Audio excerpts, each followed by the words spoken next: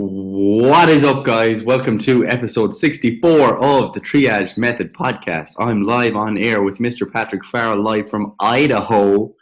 How are you doing, Patty? How's your holiday? If you could not say it like that, that would be fantastic. But yes, I am in Idaho. It's actually fucking glorious out. I hear it's piss and rain over there. It's been like 35 degrees Celsius over here every day. Sun, absolutely positively beautiful. It's just been great. Having a wonderful time, Gary. So thank you for asking. I love the way you have to say Celsius now, like, because, you're just away from us. Like, you got to clarify. It's so weird. In the gym, I'm like converting all my kilos to pounds, and I'm like, oh wait, is that right? And I'm like, oh, that's 135 pounds, and I'm like, no, that's 90 pounds. It's like I kind of know the conversion, but it's not like that off the top of my head. But yeah, it's a bit weird, but we're getting used to it. I'm gonna start measuring everything in dead commies per football field, and it'll all be good. Too easy. So what are we talking about this week? Today we are going to talk about the fact that people learn a single method of, I don't know what you call it, diet, yeah, a single method of dieting, whether that's for gaining, losing weight, maintaining, whatever. They effectively learn one method and then, first of all, presume that method is the best way. Okay, because you see that a lot, and we can talk to certain, like, say, fad diets and stuff to that point. But second to that, people then are completely at a loss when they are away from their ability to actually employ that method. For example, and one we'll talk about a bit in this episode, is people use, say, like MyFitnessPal. They'll do like calorie and macronutrient tracking, and they'll be really good at that. Okay, but I don't know, MyFitnessPal is them. They don't have their phone. They are away from the internet, whatever. And all of a sudden they basically have no clue how to eat accordingly, So that's what we're kind of talking about today. So people learning a diet method and then being lost without that diet method, or thinking that diet method is the only way that they can possibly get gains. So do you have anything to add to start, Gary? Yeah, like, I think this is a good discussion to have, because, like, we're not even like poking holes here at the people that just have like totally crap diets or like just terrible diet structures. It's actually like this is more of a problem that's prevalent with people who, you've got your shit together. You're actually doing a pretty good job. You're tracking things. You're making the effort with your nutrition. But I guess just trying to get people to shift their focus to the longer term, because, I've had plenty of clients, a couple of personal trainers who are currently on board now, who, they've been tracking their nutrition for years, really on board with it. But at the moment, their goal is more so kind of like maintenance and performance related. So, I've spoken to a good few of those guys about how, why don't you actually try and step away from tracking for a while and see how you get on with it? And we've been working on that over a period of months, moving towards that kind of more quote unquote intuitive eating approach. And you'll obviously see that term kind of bandied around a lot. Like, and some people interpret like intuitive eating as, oh yeah, just eat whatever I feel like eating. When in fact, like, obviously there's a big mindfulness component built into that. Like, you're still being mindful about your food choices, and the types of foods that one is going to decide to eat are still going to be in line with your goals. So it's not just totally like winging it either. And it is interesting to see how people value actually moving away from tracking and just kind of learning how to eat and just being comfortable with that. Because, like, obviously the more you move into using an app and technology, etc., the more you move away from kind of relying on your hunger cues, relying on, like your social environment. Like would you eat the same thing if you didn't have to, if you did or didn't have to ask yourself. So yeah, this is something that applies to people who have their shit together. So it's not just about someone who has never tracked nutrition before at all. Yeah, and I think that it is good kind of segue into a lot of different things to think about. So hopefully when people are listening to this, they kind of start thinking like, oh, actually, maybe I am over relying on one aspect. So we'll deal with the tracking side of things first and how that can, like what we generally recommend, like you're saying there. And then we'll kind of go into maybe some fad diets at the end where people are like, oh, this is the way you have to diet. This is the only way you can get gains, get results, get shredded, whatever it is, right? So like generally what we recommend, we have like 3 tiers. That's kind of how we do our nutrition. The first tier is habit-based change. And that's, generally speaking, that's for people that are kind of getting into fitness, you know, that maybe they're just doing this as an adjunct to their life. They just want to maybe lose a few pounds. It's nothing extraordinary. It's literally just, okay, you're doing X, Y, and Z habits. Let's try see if we can change them to quote unquote better habits and start moving the needle towards getting better body composition, better performance, better health, just by making these little tweaks. For example, stuff like don't drink your calories, you know, like no liquid calories, you know, something as simple as that could be the thing that changes you from being in a surplus to being in a deficit, you know. So stuff like that, those kind of habit-based change. And obviously that builds into all the other habit-based change stuff. And this is why it is tier 1, because effectively all nutrition diet methods rely on your habits, you know, like once something becomes a habit, then it's what you do repeatedly, you know. Like nutrition isn't just one meal. It is the chronic stuff that you're doing day in, meal out, every single day, all the way, right? So that's what you have to think of with nutrition. And again, habit change is what's going to affect those choices chronically, right? So all methods have that foundation of habit-based change. Okay, so it's tier 1. Again, it's the quote unquote the easy tier, and that's not to say that it's the easiest one to actually implement. Generally speaking, it's actually the hardest one to do because habit-based change is simply hard, you know. And we've written about this a lot in the militia and stuff. But then tier 2, this is kind of, we'll say, portion-based control, right? And this is where, you know, you're looking out for certain portions of vegetables, carbohydrates, protein, fats, whatever, right? And this can take on many forms. Like there literally are so many ways you can actually implement this, but effectively at its heart, it's controlling the amount of portion of certain foods that you eat, of certain types of foods that you eat, so that you affect your calorie and your macronutrient intake, right? So again, it's portion control, okay? Then final one is tier 3, and this would be your calorie tracking and your macronutrient tracking. So using an app like MyFitnessPal, or you can go old school pen and paper and one of those database log table things that have all the different foods in them, because that's how they used to do it. So you can do it like that. Again, that's the tier 3, right? And if you're in the militia and you've read through the articles, you see how we've kind of laid it out, how they all kind of they flow into each other, right? So you go tier 1, tier 2, tier 3, and you read it all. And then at the end of it, you get to tier 3, right? Or at the end of tier 3, rather, you get to an article, and it kind of says like the lifetime calorie appropriate diet, okay? And that's essentially what we're kind of talking about today, okay? And well, to an extent it is, right? So when people go through this, most people get into the fitness industry and you'll be told, oh yeah, you need to track your calories. You need to track your macronutrients. You need to be in a calorie deficit. You need to be in a calorie surplus. And if you're coming to this and you're kind of going, well, what the fuck does that even mean? You know, it can be quite overwhelming, but you navigate it. We've talked about it before. Literally, there's so much information out there on that topic. We're not going to cover it again, right? But you navigate it all, right? So you've been tracking calories. You know, you whatever. You did 12, 16 weeks of tracking calories and you got shredded beyond belief, right? And then you're like, okay, let's see if I can keep going with this. And you keep going with it. You go through, you know, maybe a lean bulk. You do some maintenance phases. You do some mini cuts. You do another diet. You blah, blah, blah. You go through it all, right? So you become pretty adept at calorie tracking, macronutrient tracking.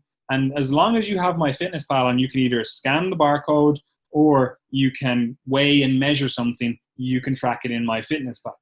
Okay, and then you can go, okay, so I know exactly where my calories are. I know exactly where my macronutrients are. Boom, I can stay on track, right? And that is extremely liberating for most people. The ability to eat out and stay on track, and that literally, it makes dieting so much easier. Being able to go out and have food with your friends, family, whatever, and still stay on track, man, that's unreal. That sounds like the ultimate goal. So why are we saying now that maybe that's not the ultimate goal? Okay, so again, do you have anything to add so far, Gary? No, you're on the right track. Perfect. Keep going. So you get to that and you're kind of like thinking now going, well, why would I mess with a system that's clearly working? I'm able to eat out with friends, family, I'm able to stay on track. And as long as I have my fitness pal, it's all pretty good, right? So why would you go away from that? Well, essentially you get to a point, or rather you should get to, actually, we'll cover from the two perspectives that go wrong with that system. First of all, if you don't have my fitness pal, if you don't have a scales, if you don't have a way of measuring your food, that can throw people off a huge amount. Okay. And again, like, even though we're saying like, oh, most people are doing this well, and they're kind of going, I can track my calories, I can eat out with friends, family, whatever. There's also a subsection of people that if they can't weigh and measure their food, then they can't track it on my fitness pal. So YOLO, I can't track it. It doesn't count. I'm not going to track it. So they eat off track anyway, right? So that's kind of one subsection of people. The people who find they, even though they're tracking their calories, they end up essentially binging because they had a meal out and they couldn't fit it in because they didn't know exactly how much proportion this was. They weren't sure, and as a result, they just, fuck it, like, I just eat whatever's in front of me, right? Again, that can be dealt with quite easily enough. You kind of go, okay, well, you're going to have to learn to estimate the food quantity that is in front of you, right? And that's essentially where, again, we see perhaps not tracking eventually, which we'll talk about in a second, is the way forward with things for some people, right? So you have to know how to track, estimate the amount of calories, the amount of macronutrients in food without having MyFitnessPal in your hand, okay? And a lot of people don't get to that stage with tracking calories like actively. Like they kind of just rely 100% on MyFitnessPal. Like if I showed them 100 grams of potato, they'd be like, oh, I have no idea how many calories are in that, how many, like what macros are in that. They're just completely unsure because they've just completely relied on MyFitnessPal, right? And they're not able to kind of go, that's roughly 200 grams. They're not able to go, that's roughly 500 grams, whatever it is, you know. So they've over relied on the app rather than building a kind of, we'll say a kind of database in their head of the kind of foods that they would normally eat, the rough calories, the rough, you know, carbohydrate content, protein content, whatever in that food. So they haven't built that database because they've been relying on MyFitnessPal, which is fine. That, I actually don't see that as a huge issue because, you know, 9 times out of 10, even more than that, 99 times out of 100, you're going to have MyFitnessPal. Like most places have internet. Most places you have your phone on you. And even if you don't have your phone on you and you have somewhat of a, you know, maybe you go out for lunch and you have somewhat of a recollection of how much quantity, what kind of size the food is on, you can just track it later. It's no big deal, right? So I don't see that as a huge issue, right? The inability to track food without using MyFitnessPal. I don't see it as a huge issue. Do you see that as a huge issue, Gary? Or would you say that having, like, you need to build that database in your head? Do you see it as a big issue? Yeah, no, like I don't think it's a big problem for someone to like have a real worry about not having access to it, because realistically you're going to have access to it most of the time. Like more so, I think our concerns are that people are totally dependent on it, and like if they do want to go on holidays or whatever, sometimes it can be nice to get a bit of a break from that. And ultimately, in the long term, you might want to get to the point where you no longer have to use MyFitnessPal, and not even that, but that you also don't have to be so analytical about every meal that you eat, because you're at a kind of a happy place for years and maintain good body composition. Like that's more so where we're looking to go. So it's a more distal goal as opposed to just like for the one day when you don't have MyFitnessPal. Yeah, we're getting to that, Gary. Don't worry. Right. So I know. yeah, you get that and you go, okay, yeah, I don't have MyFitnessPal. Cool, no big deal. I've actually learned somewhat. I have a somewhat of a database in my head of the foods. I know roughly that meal in front of me there is 500 calories. Awesome. You're able to track without tracking to some extent. You're able to enter it into MyFitnessPal later on. It is no big deal. Okay. And then you move on from there. And like Gary was saying, there comes a point where you have to kind of start thinking about your overall goals, right? And obviously we're talking more so to people that are 5, 10, maybe even 15 years into their fitness journey in most circumstances, right? It could be 2, you could be at that stage. But most of the time, you're going to get to a stage where you're kind of like, I'm happy with my overall body composition. I'm happy with the level of muscle I have. Maybe you're unhappy with it and you wouldn't mind some more, but again, like that's the case for most people. But you're happy enough. You're like, yeah, I have good body composition. I have good performance. I have good health. Everything is on track, right? So why do I need to still use this app, right? And you see this play out. Well, we would consider it incorrectly, and maybe that's because we're bigots or something. I don't know. But you see this applied incorrectly, like the approach we're going to talk about in a second. You see this applied incorrectly in a lot of the female fitness industry, right? And what I mean by that is the female fitness industry has this hyper focus on dieting. It's always dieting. That's all they ever really talk about, dieting. And it's really an on-off approach to dieting. And again, we're going to essentially recommend that now in a second, but I want to show how it's sometimes, obviously I'm tarring everyone with the same brush here by saying that the female fitness industry, but you kind of know what I'm talking about, right? And what they'll do is they'll be like, right, oh, summer's coming up, or I have an event, or whatever, I've gotten a little bit too, chunky for my liking, and then they'll be on their diet. They'll track their calories, they'll track their macros, and they'll be on their diet for 6, 12, 18 weeks, whatever it is for them to reach their goal, right? And then they kind of just go off their diet.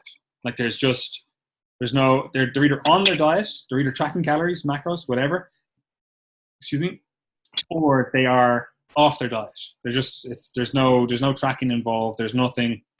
There may be some sort of intuitive approach to eating, but there's also a lot of YOLO. I'll just have that meal. I'll have whatever is going. Yeah, give me that pizza slice, whatever it is. And then again, like 6 weeks later, they're kind of like, oh, like I have a little bit too much fat here, or don't like that, so I'm going to start dieting again. And then they start tracking their calories, and they start, they basically have this on-off approach to dieting, right? And in our experience, that is a kind of, I'm going to say a bad approach, purely because it leaves people kind of spinning their wheels. Like this female fitness industry, whatever, I'm putting that in quotation marks, has this approach where their only focus is on fat loss. Like they're never looking to the future in terms of building more muscle, which is something that most people, that's actually what they want to do, even if they don't necessarily know that that's what they want to do, especially for females. Like you want to have, if you're like, oh, I want to have big glutes. And it's like, well, you need to build up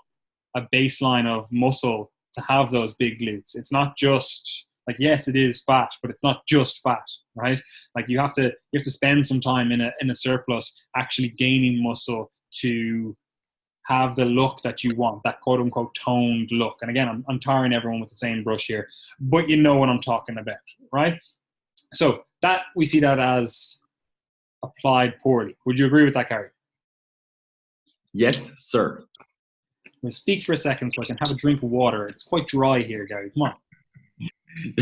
Yeah, no, I totally agree. And just kind of reiterate your point, like we're clearly like just taking a sample population. Like you're probably thinking like the kind of female fitness influencers who do the whole on-off thing. But obviously, like a lot of the people listening to this podcast, you mightn't even be in that population. You could just be getting into things. You could be a personal trainer who's very into muscle building. So like and this is definitely another thing, like this is very much a male problem as well. Like you'll definitely have a lot of guys that do this where they track just for short periods of time when they want to diet, and then they just bulk and put up the throwback photos for the rest of the year, you know. And the bulk is generally, like you're saying, it's a bit of just a YOLO thing, you know, just eat as much as you can, kind of just eat whatever you want, like, and then turn around in 6 months' time and be like, whoa, where'd that extra 15 kilos of body fat come from? And then repeat the process. So it's very much the same across the sexes. Yeah, like you do see that kind of perma bulker as well. Like they'll diet for like 6 weeks and they'll be like, oh no, man, this is getting a little bit hard. So back to bulking. But yeah, obviously we're just taking that kind of snapshot. But that's where you see it applied poorly, right? But you've been tracking for a while. Again, it could be as little as, we'll say, 2 years. Like we want you to have gone through a few different phases of, you know, maybe losing weight, gaining weight, maintaining, so that you have a kind of working knowledge of how your body is going to feel and like perform at those different stages. You know, you want to have some sort of an understanding of your body's reaction to the diet across different calorie levels, if that makes sense, right? So for most people, what we're going to talk about now, it's going to apply more so when you get more advanced. However, that's also not to say that you couldn't be at this stage after 6 months, you know, like that's not to say that at all, right? And this is especially true for people that are in that kind of, we'll say, that gen pop position where it's like you basically just want to lose a little bit of fat and gain a little bit of muscle, but you're not looking to be, I don't know, the Incredible Hulk, and you're not looking to be, you know, show ready lean, you know? So it's just like, I just want to tone up a little bit and I want to enjoy going to the gym, enjoy food in general. And again, this could apply to you then after you've already spent a large section of time either, I don't know, controlling portions and as an adjunct to that, somewhat tracking calories, or if you've been tracking calories and macros for those 6 months, right? So what we're going to talk about now is a bit more advanced, and that doesn't mean that it's hard or it's a quote unquote advanced strategy for fat loss or anything like that. It just means that you have to have spent some time nailing the basics before you can get onto this. Would you agree, Gary? You have to have like spent some time learning and understanding of your body before you can kind of get onto what we're going to talk about now. Yeah, and I think people are like coaches and people who put out information, especially people who advise on things like, you know, oh, everyone should just be eating intuitively and not tracking and stuff. Like a lot of the people that put out those messages, I often find that it's an example of not being able to look at yourself at different points in time and at others at different points in time. Because like what we have to realize is that like me and you here now, we're discussing this with all of our past experiences, both through coaching, through ourselves, and through observing others over multiple years. So with that, you kind of end up in this place where you could look at things solely from your perspective now, or through the perspective of you as your 16 or 17-year-old self. And I think people are very poor at doing that.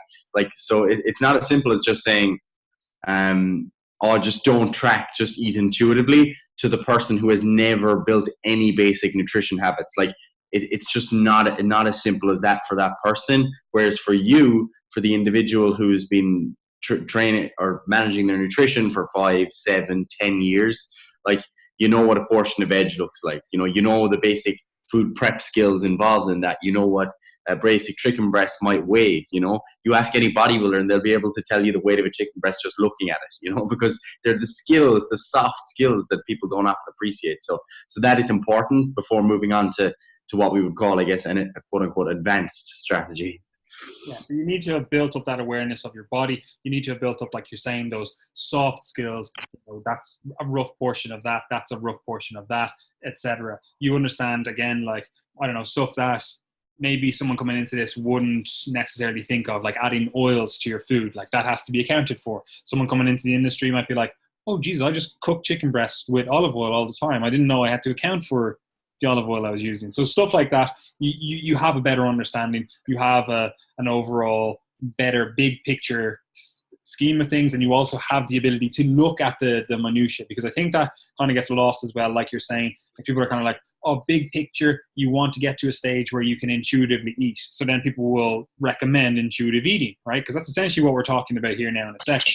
And they'll be like, yeah, intuitive eating, perfect, that's what you need to do. But they forget that the only reason they're able to have that kind of, we'll say, a bigger picture, the intuitive eating, bigger picture, is because they've built up the skills to be able to look at the minutiae over time. So they're able to look at those smaller pieces and see how they fit into the bigger picture, right? So if you only look at the big picture and you never know about like these little jigsaw pieces that you have to put together to make that big picture work, like it's always going to look like a blur when you're looking at the big picture, right? So essentially, like as Gary was saying, we're talking about an advanced strategy, and most people would essentially call what we're going to talk about intuitive eating, right?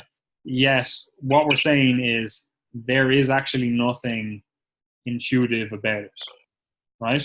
Like there is to an extent, because you, as someone who has built up all these soft skills, are being more intuitive with your food intake rather than being very anal about it and weighing, tracking, measuring every single thing, right? So it's more intuitive for those individuals, but it's not intuitive for someone who has never built up those soft skills, right? So as we were saying, it's an advanced dieting strategy, okay? And it's advanced purely because you have to have built up those soft skills. You have to have spent some time doing different calorie levels, learning how your body responds, understanding your body, right? So you have to have built up that basic framework before you can even start thinking about this intuitive eating, right?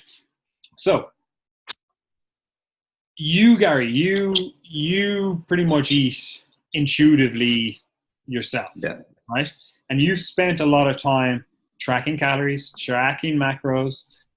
You've tried different diets. You've done keto. You've done all those different things. Again, building up an understanding of how different foods affect your body, how different portions of food affect your body, how different timing strategies affect your body. You know, maybe, I know you perform better with carbs in the morning or the evening, or you notice you're a bit sluggish if you do this and you're sitting down for periods of time. So you've built up all these kind of soft skills, an awareness of your body. You're able to understand when you're hungry versus when you're bored versus when you're just thirsty, right? So you have that understanding of your body, right? And I want you to talk to that in a second there. And I want to just first say that there's essentially two different strategies that we're going to talk about here now, right? And neither of them is completely correct, right? Or neither of them is the way. They're both appropriate, right? And the first one is just the pure, we'll say, portion size awareness, right? You know roughly what calories you're supposed to be at. You know roughly where your protein is supposed to be at. And you just kind of eat intuitively around that, right? In terms of, you make sure you have a certain amount of portion of food that allows you to stay roughly within those calories, roughly at that protein level. And that's kind of what I think you do, Gary, right? So we'll come back to that now in a second, right? And then there's the second method, which is, we'll call it the loose tracking method, right? So generally what you'll see people do is they'll use the loose tracking method to get onto where Gary is at, right? And if you read the articles in the militia, like the tier 3, when we kind of talk about the lifetime calorie appropriate diet, this is essentially what we're talking about, the kind of loose tracking. Like Gary was saying, for Gary's method, you have an awareness of calories, you have an awareness of protein, and you have awareness of your carbohydrate and fat needs, and you're kind of loosely tracking. Like, you're not overly anal. You're like, yeah, I know that's roughly 100 grams of, I don't know, potato. That's roughly 100 grams of chicken. And you're kind of still entering it into MyFitnessPal, maybe not every day, but you're still kind of using MyFitnessPal or other such app and just keeping an eye on your nutrition. You're not getting too worried about it. You know, roughly if you eat more one day, you know, maybe you went out, you can just pull back the next day, or maybe it doesn't matter, you're more active, whatever. You have a very loose approach to tracking calories, right? And generally what you'll see is that's where people will start with this more intuitive eating, and then they'll move on to where Gary is at, right? However, what you'll also see, presumably, with Gary, I actually know he does this, but with Gary as well, he will also every so often go back to that loose tracking method so that he can go, yeah, my calories where I think they are, my protein intake, whatever, yeah, it's where it should be. It's not just that you're letting these portion sizes get completely out of control. You're not letting these calories get completely out of control. So every so often, he just touches base with the calories, the macros, and ensures that he's still where he thinks he is, right? And they're the kind of two approaches that we're talking about now. That kind of loose tracking where you're still tracking most days. It's not really, really anal. Maybe you're not even weighing and measuring. Like essentially, this is what I'm doing here when I'm in Idaho. Like I'm kind of still tracking food, but I'm basically just trying to stay roughly within calories and try to hit my protein goal. And I don't really care too much about where my fats and my carbs are, but I'm kind of just keeping an eye on it, loosely tracking on my MyFitnessPal, because like, first of all, some of the foods I'm eating, I don't know what calories are in them. I have no idea. And while, yeah, this is a quote unquote holiday for me, like I am going to be here for 3 months. So I don't want to get morbidly obese just because I didn't know what calories were in these foods that I'm eating, you know? So I'm still keeping a very loose, rough and ready kind of approach to tracking. Plus, I actually like tracking. I know lots of people don't like tracking. Like I like to still, like I like that, seeing the figures and being like I like to be able to look back and flick through it and be like, all right, well, I can see that when I was at this weight, or when I was feeling this good or this performance, these are the calories I was on. This is my activity level. Like I like being able to have that data. Some people don't. Some people find it a chore. So again, this is kind of what we're talking to. So I'm using that kind of loose approach where I'm keeping an eye on calories, making sure I'm hitting my protein goal, and then letting things kind of fall where they may around that, right? And most people will use this approach that I'm using to get to Gary's approach where he is now for most days. And as I said, like Gary does, he'll touch back with the approach I'm using every so often to ensure he is where he thinks he is. So Gary, talk to us about the approach that you're currently using, this kind of intuitive dieting approach, which we'll say it's more so portion control. Because again, I think like this kind of goes from that tier 3, like we were saying, you get through all that tier 3, and then you essentially get to this stage where you kind of go back to tier 2 and you're just kind of more aware of portion sizes. You just have a better understanding of how to apply portion control without needing to track. And I think that's where you are right now. So talk to us about that. Yeah, so I actually just finished up like 3 weeks or maybe 4 weeks of kind of what you were saying, of going back to tracking a little bit stricter for a while. Like not stricter, but just kind of tracking within a range, not really caring too much about carbs and fats, you know, etc. Basically like what you were saying. I did that for 3 or 4 weeks just to kind of check in and be like, am I being too kind to myself about like the size of my bowls of porridge or whatever, you know, just seeing like how accurate are my estimates, even though I'm not always estimating. And that was actually while I was kind of maintaining body weight, because I'd rather do it like that and then kind of test myself with the intuitive approach when I'm dieting. I like to do that. But for the year before, including like 2 periods of losing like 6 to 8 kilos, I basically just didn't track at all.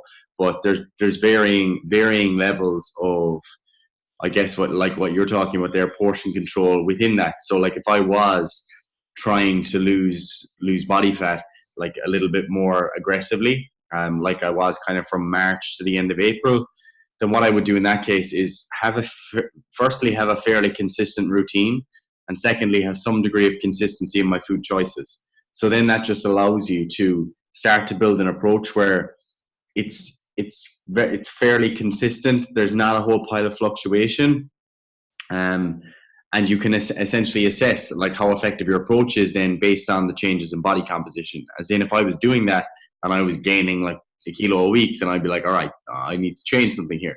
But at the same time, the way that I would approach that is approaching it with a certain expectation of how hungry I should feel. And that, like, at the rate of fat loss that I was aiming for, I expected that I should be, pretty hungry, and that before my meals I should really want them. That's essentially what I was looking for. So going into it with that expectation, essentially allows that process to fulfill itself, because you're setting a parameter that most people wouldn't set. As in, you're essentially saying, like, all right, I want to be hungry.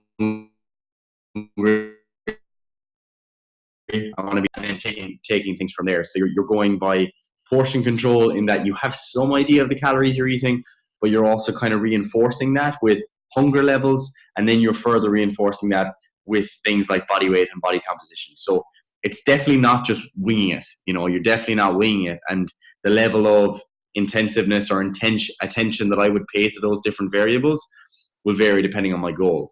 Like, at the moment, I'm just trying to kind of maintain my body weight. I don't have a particular goal. It'll probably trend upwards slowly over time. So for me at the moment, the consistency and being hungry it's a different story. So for me now, like, I'm eating to the point where I'm full, and even if I want to have a snack in the evening and I'm not particularly hungry, I'll kind of have it, because I know that based on my activity level, that's probably what's needed for me to actually maintain and support performance. So you are still definitely paying attention to things, and that's where the intuition comes into it, really. Like, when we're talking about intuitive eating, it's not just intuitive in a sense of, like, whatever you want to eat. It's intuitive in a sense of, like, what are you being mindful of? What should you expect for your goal? What should you expect given the type of diet that you're eating? And then not losing sight of basic nutrition habits either. And again, that's why the soft skills are so important. It's far more difficult to maintain or lose body weight with this intuitive approach if you're eating a very low quality diet. If you're eating lots of, like, ultra processed foods, you're not eating a lot of vegetables, you're not eating a lot of protein, then it's very clear why someone would end up overeating. And that's essentially what happens in the general population. People eat to satisfy their hunger or what they feel they need, but because of the foods that they're often eating, it tends to skew their perception of their actual energy needs, their appetite, food cravings, etc. And that's where people get led astray. So if you are that type of person who feels like, oh, intuitive eating's just dumb because it just says whatever, you just eat whatever, it's like, it's a bit of a straw man when people talk about it. Like, I know some people do kind of have that approach, but overall it's more so about being mindful, paying attention to the things that you think you should probably be paying attention to, and also just not losing sight of basic nutrition habits, while also respecting the fact that you have your own, inherent, like, social needs. You have a life and you're allowed to live it. Like, you're over in Idaho at the moment, you're going to go for a burger or nachos or ribs or whatever with your girlfriend, and that's just something that is built in, and you can do that when you're tracking, and I can do the same thing when I'm not tracking. But for me, when I'm not tracking, if I'm eating meals like that, then I'd have to recognize that, all right, Gary, you're probably going to want to eat more calories than you normally would if you're eating a more nutrient dense, high volume meal. So don't just rely on appetite. That's silly. So that's why those soft skills and a bit of experience is quite important. Yeah, and I think this is where the conversation kind of gets derailed. People, like, use that straw man argument, being like, oh, it's fucking stupid because you're just eating YOLO, whatever, bruh. And it's like, yeah, okay, that's true. That's the way some people approach it. And again, that's what we're saying is, the wrong way to approach it, which is what, like I was saying, like the female fitness industry essentially does. And like Gary was saying, those kind of bro bulkers do.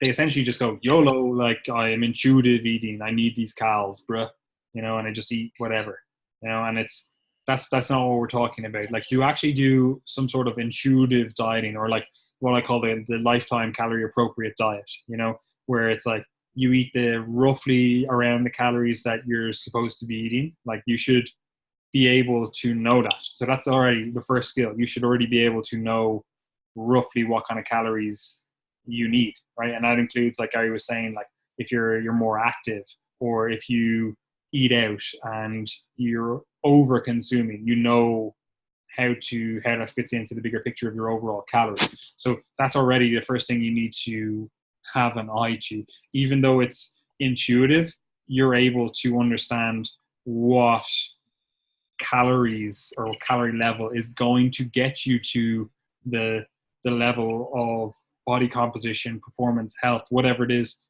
that you want to get to, right? So you already have to, out of the gate, still be aware of calories. Now, again, there's multiple ways you can do that.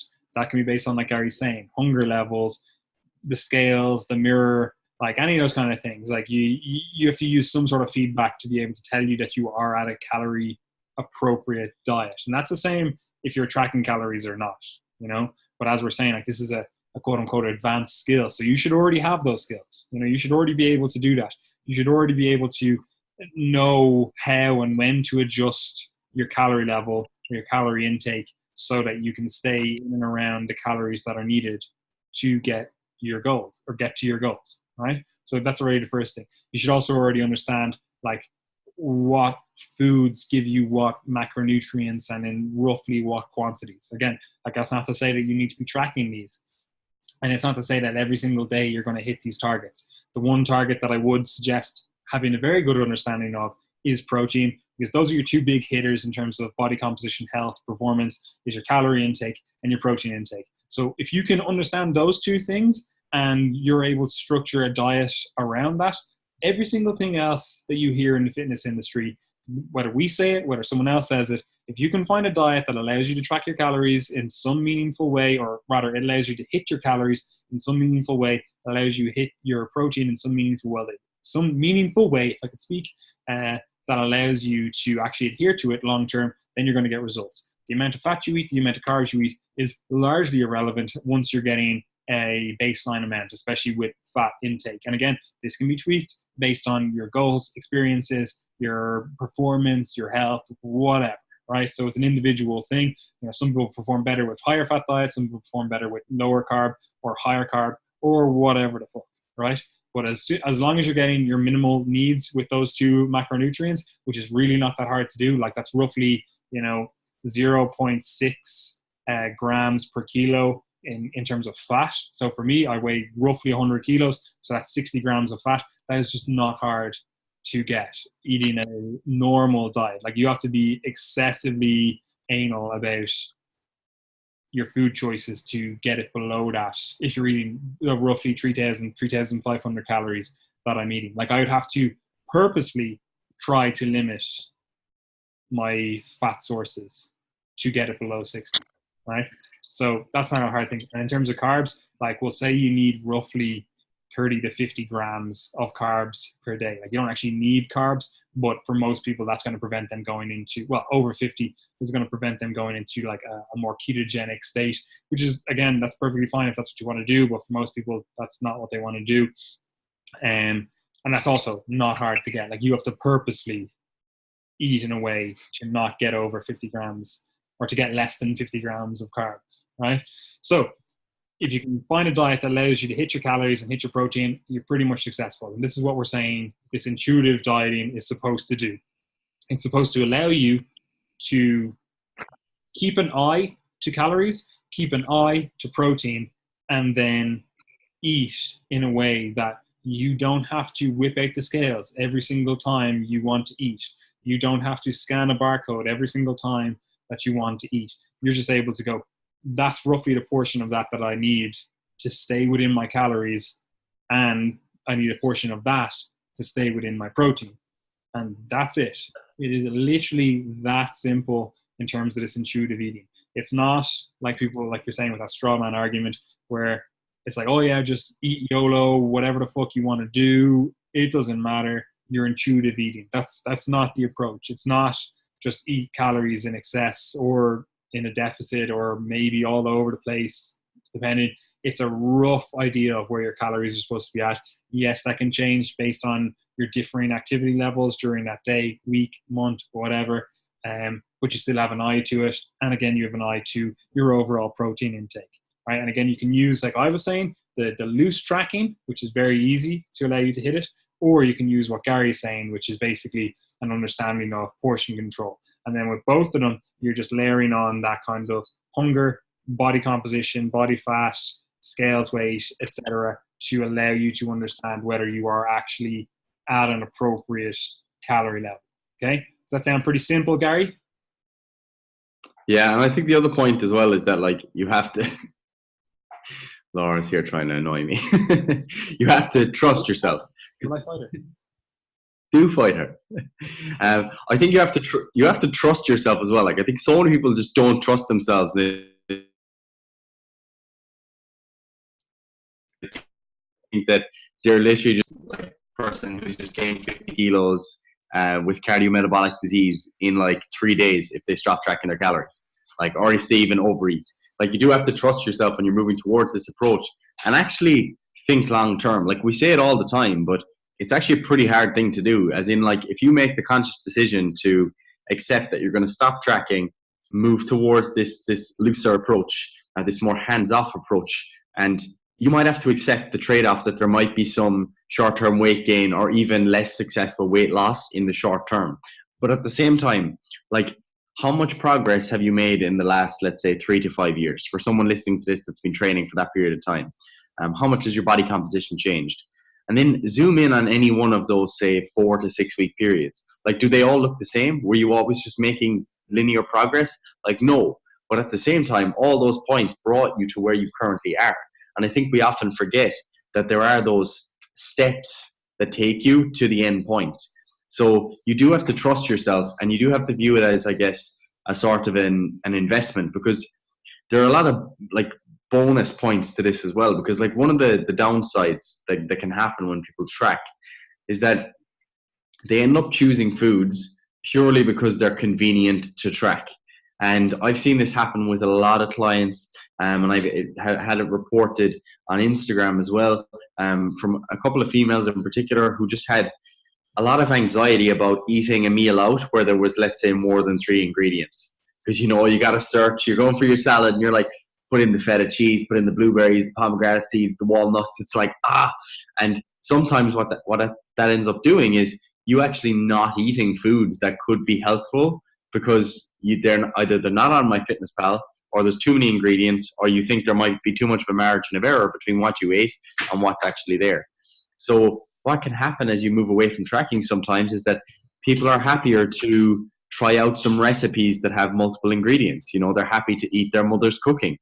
These are all important things. Like one of my clients, James, he's kind of playing around with, you know, eating a little bit more lentils and beans and things like that. So just experimenting with foods that he wouldn't have eaten in the past, because you just end up in this sort of fixed process where, oh, this is convenient to track. It's the most recent in my MyFitnessPal thing. And sure, look, I know what a portion looks like. And you kind of get afraid to eat the meals in restaurants that you're not sure of, or they have multiple ingredients, or your mom made a stew and you're not quite sure of the what exactly went in. And like, I've been there. Like, I've been the guy who's like, my mom's made a stew and I'm like, what percentage beef was that, Mom? How many spuds did you put in? You're like, what's in that gravy? You know, I've been there, so I definitely appreciate it. But it is very freeing, very liberating when you begin to step away from it and start to just realize that, you know, right, food is food. You can have food with more than a few ingredients. And if you actually just trust yourself, you can probably eat a pretty healthful diet once you know, eat like a fucking adult, as they say. This is all very wise words, Gary. Again, I know this is going to kind of, I'm going to say, go over some people's heads, and it's also going to, I don't even know the word. It's going to somewhat annoy some people, thinking like, oh, this is just stupid. I would never eat intuitively. Why would I eat intuitively when I can just track and get awesome results? And again, like, that's true.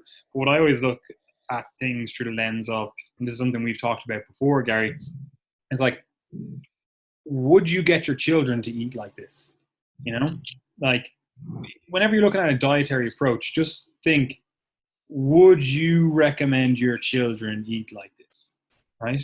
And this holds true for whatever dietary approach you're using. Like, do you want your children to see you eating like this? Do you want your children to copy these habits? You know, and this can be used to stop this kind of binge eating kind of behavior where it's like, oh, people really, really restrict calories through half the day and do loads and loads of cardio just so they can eat out.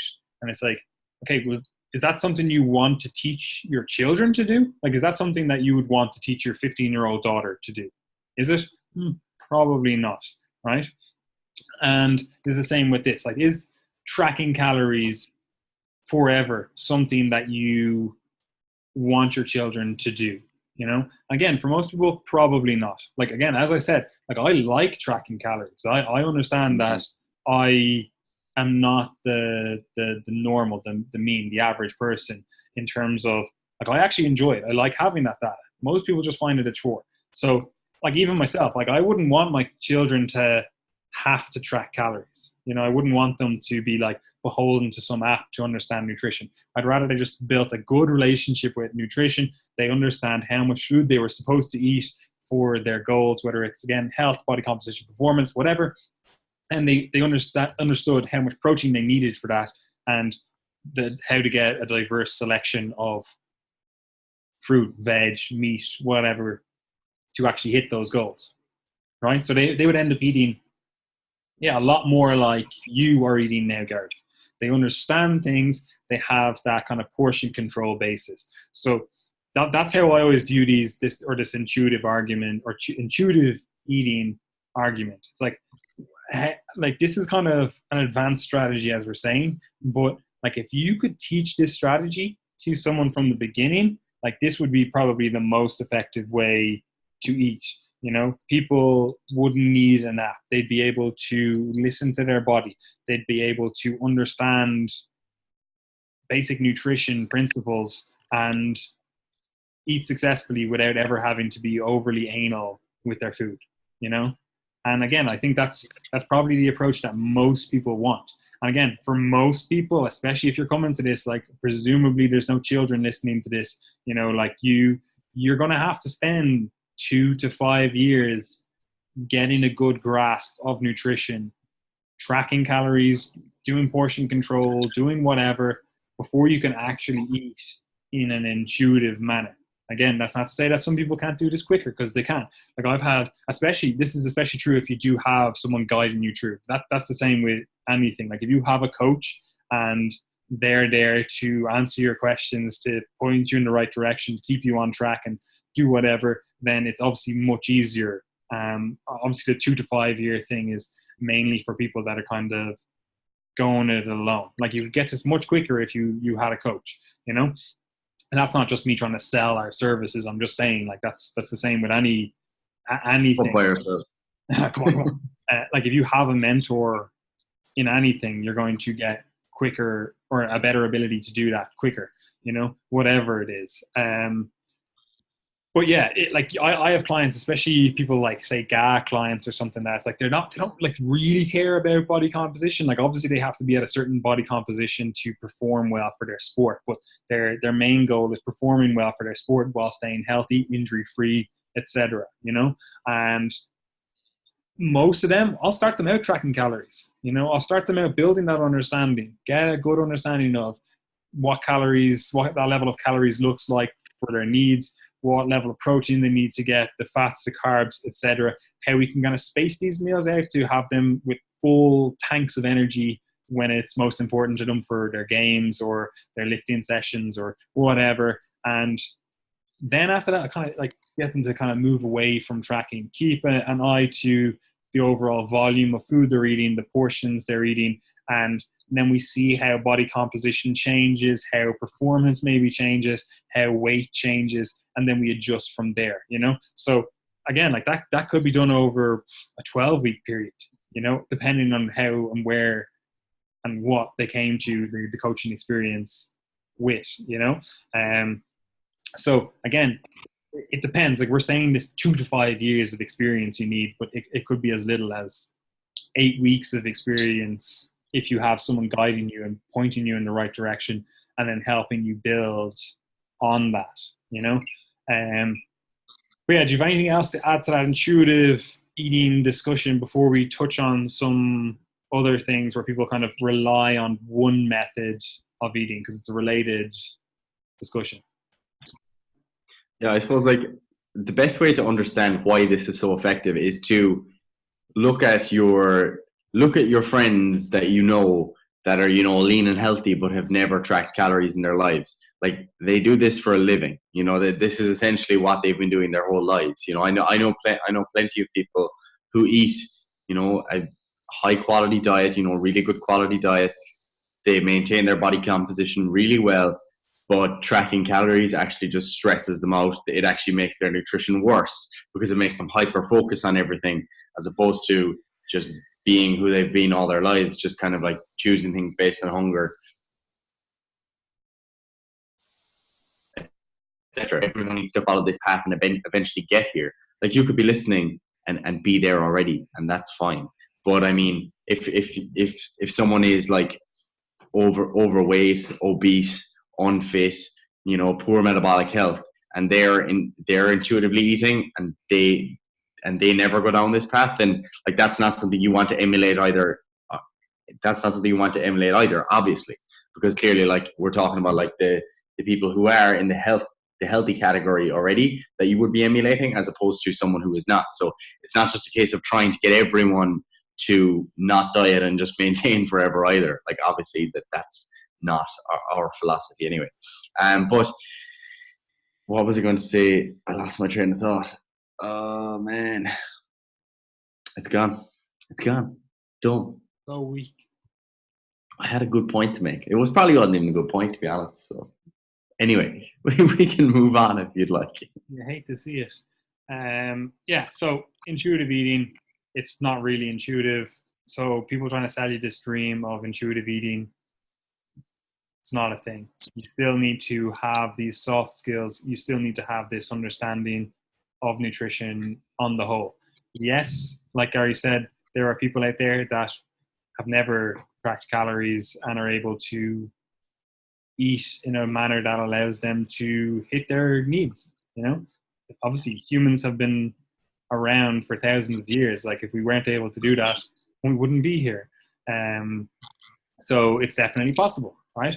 And as Gary said, like there's definitely individuals that they've tracked for so long that they just don't really need to anymore, and they're just able to eat in a way that allows them to hit their needs. Like that's essentially what Gary's doing. And again, they might ever so often go back and track. Like Marco Dwyer does this as well, like he literally just eats how he needs to eat to fuel his body.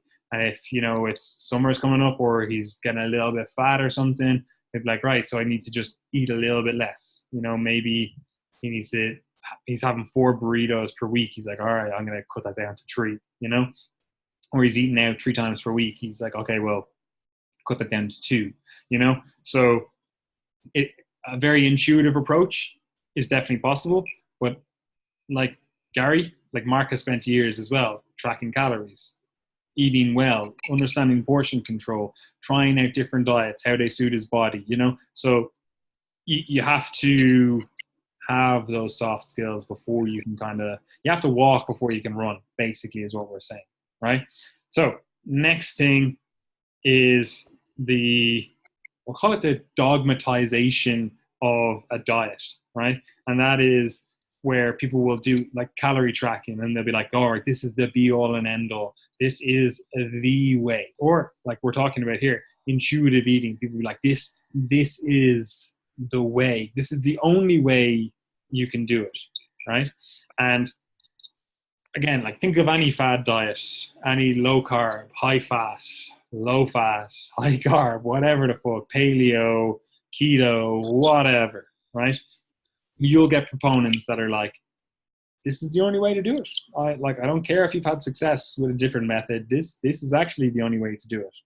And they'll try to convince you that their way would be better, right? And this is fair enough, because I think intuitively people kind of always want to feel like they're doing the best thing that they could be doing, right? So they almost convince themselves that this is the best method, and then you obviously want to tell other people that, like you want to spread that message, right? And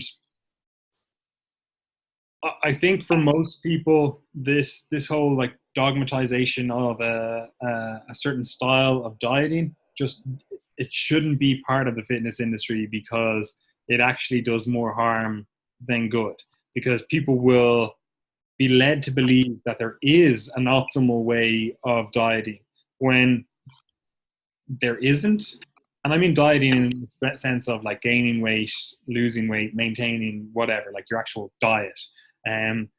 Like obviously there are better and worse methods, but at the end of the day, like we were saying earlier on, any diet that allows you to control for calories and hit protein targets and actually allow you to adhere to it is going to be successful, right? So all the rest of the stuff around that is just noise, right? So when you hear someone going on and saying like counting calories and macros is the only way you can get results, because that's what they experienced. They tried all these other diets. They did low carb, they did high fat, they did low fat, they did high protein, low protein, whatever the fuck. They tried them all, right? And they just couldn't get results. And then someone showed them MyFitnessPal and boom, they were able to get results. So obviously that person is then going to espouse that method as being the holy grail, because they got results on it when they've tried everything else and they just didn't get results. So their N equals 1, their experiment showed that this is the only way that works, you know? And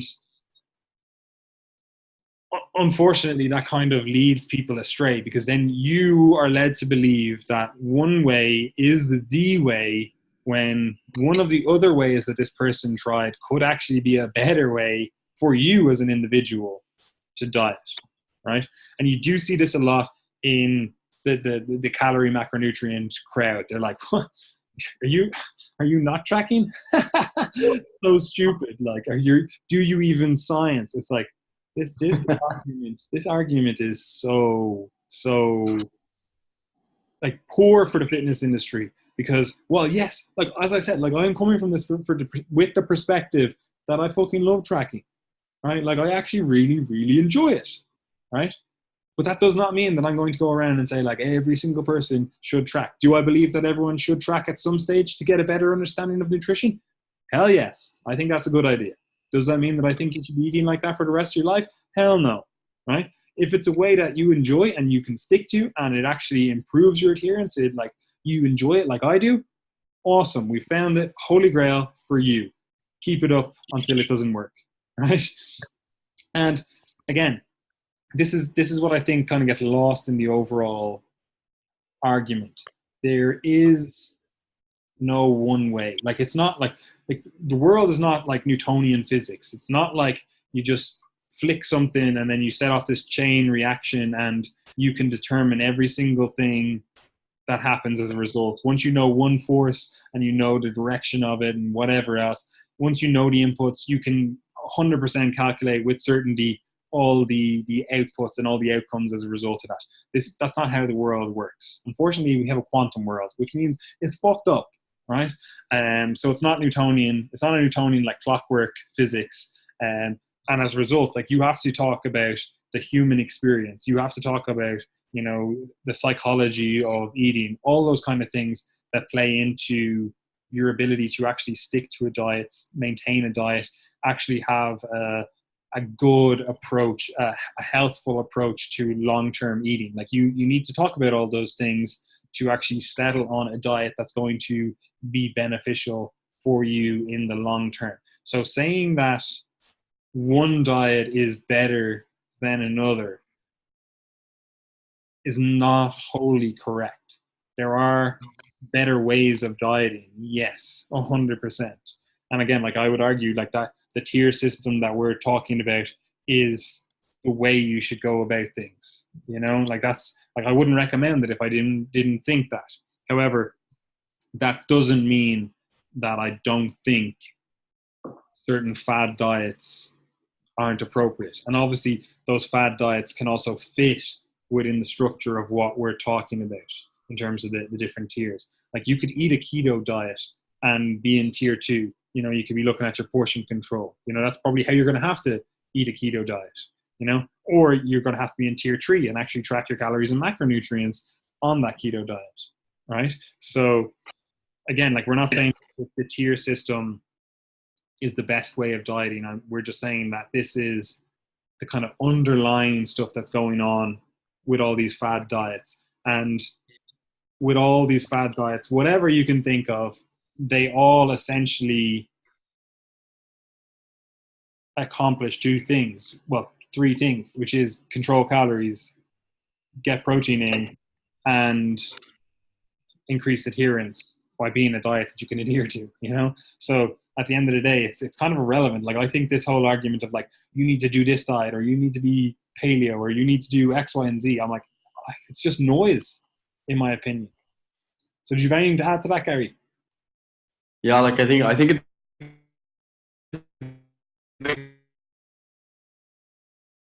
problem. People want an answer, as in like complexity is not sexy. As in like acknowledging complexity of the world in general, of training responses, of nutrition.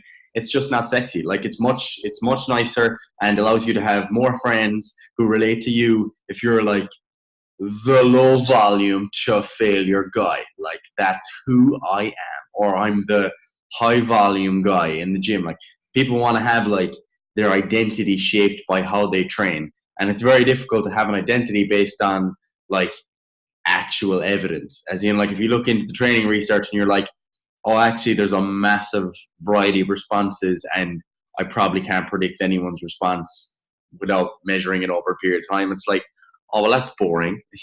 Like, you've got nothing to sell me. It's like, that's boring. Same when it comes to nutrition. Like, it's much easier to be the carnivore guy because immediately you're on the team, man. Like, you're on the team. Welcome to the club. Like, I don't know if any of you are on Twitter. Like, it's probably good if you're not. But what you'll see on Twitter is that, like, the little C sign, the copyright sign, like, that's now used as, like, your carnivore badge. So carnivore people put that at the end of their name on Twitter. So, like, that's what we're talking about here. We're talking about like a cult. Like you're on the team, bro. Say like it's the same with veganism in some cases. Same with keto, and like you're saying, same with people who track their calories and macronutrients. It becomes like you're on the team. And if you're standing back, being like, actually, all of your diets work. You can probably be healthy on any of these. There might be some genetic differences and normal differences in your responses, but they're all probably fine, and they adhere to the principle of energy balance. It's like, who's this guy? Like, what team is he on? Like, if you can't settle, it's just not sexy. So people want that answer, but it's far more liberating to live like freely, like with some uncertainty, appreciating the nuances, especially as a coach, because then you can actually like advise people much better. And very often I think coaches advise because they genuinely do believe it sometimes, as in they've done the low carb diet, they had success, and they have that position now. So look at the other factors involved, and you will be liberated. There's actually pizza at the door. 2 seconds. That's actually disgusting, Gary. That literally, I'm just going to keep talking while he's gone. I don't really care. But like that literally exemplifies what we're talking about. Like Gary, presumably it's for him. If it's not, like I don't know what he's doing with his life. But like he's able to go, okay, look, actually, I'm going to fit a pizza into my overall diet. Again, like, is that optimal? Like if he was training for a bodybuilding show or whatever, would that be optimal? Probably not. Like, let's be realistic, probably not. But like Gary is obviously just looking to look at him with his hot, tasty pizza. But like obviously Gary is looking to, you know, generally be healthy, generally be fit, generally have good body composition. Simply mediocre. Okay. Anyway, and as a result, it's like, okay, well, I want to have pizza tonight. Yep. Does that fit into my overall diet structure? Yep. Cool. That's absolutely awesome. Yeah, maybe it's over the calories he needs for his overall goals. And again, Gary, having the understanding of energy balance, having an understanding of this intuitive approach can go, okay, well, you know, maybe I want to have pizza tonight, so I'm going to like dial back on my calories earlier in the day. Or he might wake up tomorrow and be like, you know, I'm actually kind of full. Maybe I'm going to skip breakfast, or I'm going to have a lighter breakfast, or whatever. He's able to have this kind of cyclic approach to eating so that he's not beholden to like, oh, I need to enter this into my fitness pal. I can only have 1.5 slices. And, you know, you're kind of like, okay, well, that's cool. Especially if you have very time sensitive body composition, health, performance goals where you're like, I actually need to be very strict for a certain amount of time. Like I was just saying, Gary, I don't know if you heard while you were away. And if you are like dieting for a bodybuilding show, like having an intuitive approach to dieting is probably not the most effective way to get you stage lean. Like actually tracking your calories and macros or whatever else is probably a better approach. That doesn't mean that you can't use like an intuitive eating style to get stage lean. That's cool. It's probably just less effective than tracking calories and macros. So, Gary, do you have anything else to add? Because it's sunny out here, so I don't mind leaving and going out into the sun, and I don't mind leaving you to eat your pizza. Yeah, no, that was good timing because it actually is a good example. As in, like today, like Laura came home from work. We were like, oh yeah, pizza would be nice. So basically, what we did was like just had a small snack instead of dinner, and then split the pizza, and then that'll fit into my calorie needs for the day. If I feel a little bit too full, and generally I notice that when I wake up in the morning, I'll have a smaller breakfast tomorrow. So again, it's about making this a longer term thing, about being able to have a pizza with your girlfriend if you want, and not stress too much about it. Like that's ultimately where you want to get to, but you mightn't be there now, and like that's fine. Again, things change over time. It's all a learning process, and yeah, you too can reach pizza status one day. And obviously, you made Laura go to the gym and like do like 1,000 calories of cardio. Yeah. Oh yeah, she's just back from Camogie training. Obviously, she had to train like She had to earn it, like. for 2 slices. Well, yeah. So I've nothing to add. I think that was a good discussion. Yeah. Do you have anything else to add, Gary? Nope. Sign up for our coaching services if you're interested in more in-depth guidance. Group coaching is available and one-to-one online coaching is available. Both of those information in the description box. But other than that, just note that it is too easy. It literally is too easy, you know?